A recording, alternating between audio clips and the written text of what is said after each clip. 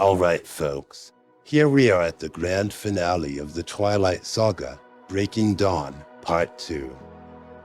This is it, the last hurrah, where everything comes to a head, and by everything, I mean all the bizarre, supernatural nonsense that's been piling up like dirty laundry for the last 4 movies.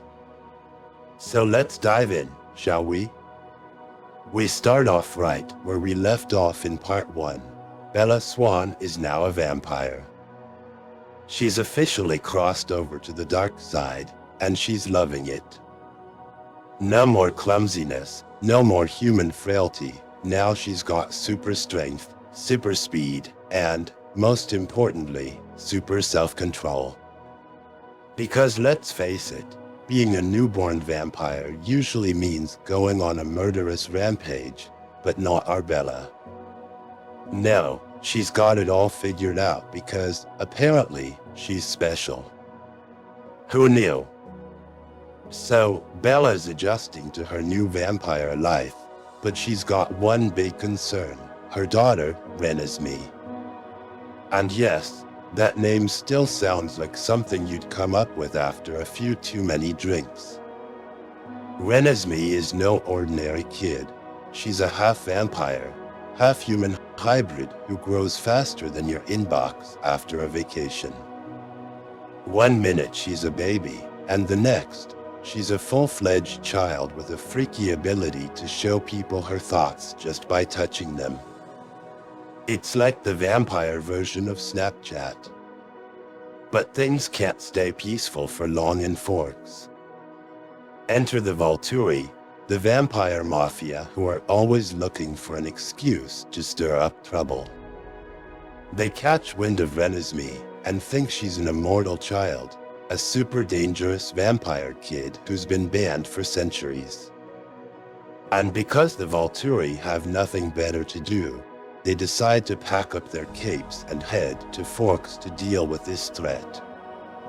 Of course, it's not just about Renesmee. They've been itching for an excuse to take down the Cullens, and now they've got one.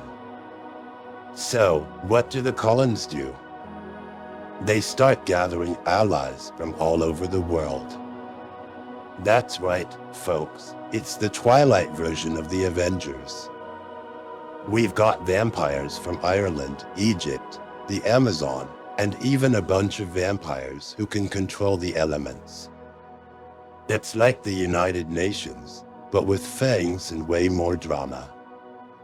And then there's Jacob and his werewolf pack, who are still hanging around because, apparently, imprinting on a half-vampire child means you're in it for the long haul.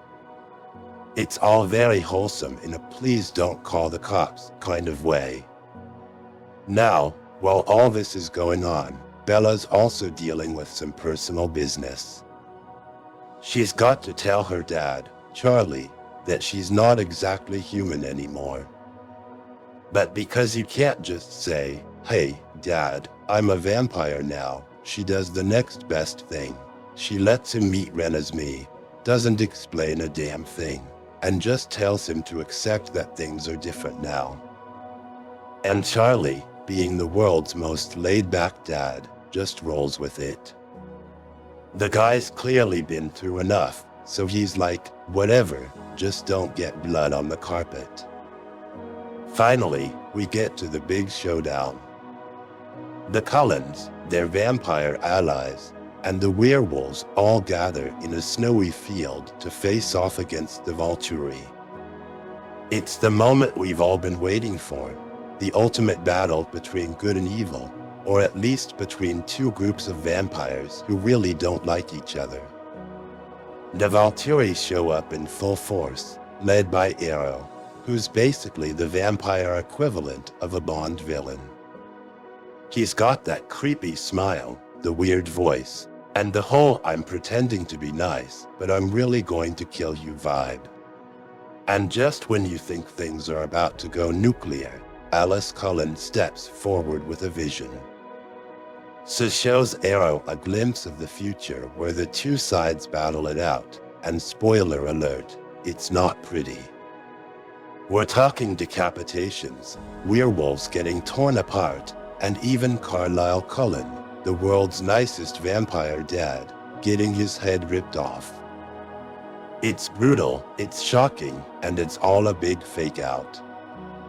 Because as soon as the vision ends, Air decides, you know what? Maybe we'll just leave. And just like that, the Volturi pack up and go home. No battle, no bloodshed, just a lot of standing around in the snow looking intense. And that's it, problem solved. Renesmee's safe, the Cullens are safe, and Jacob's still creepily devoted to a kid who ages faster than a Hollywood starlet's career. Bella and Edward get their happily ever after, and the saga finally comes to a close. But let's be real, it's not about the ending, it's about the journey. And what a journey it's been. We've seen vampires sparkle, werewolves brood, and a love story that defies logic, reason, and sometimes even good taste. Yet, for a lot of people, it was the greatest love story ever told. So who am I to judge? Let's just be glad it's over.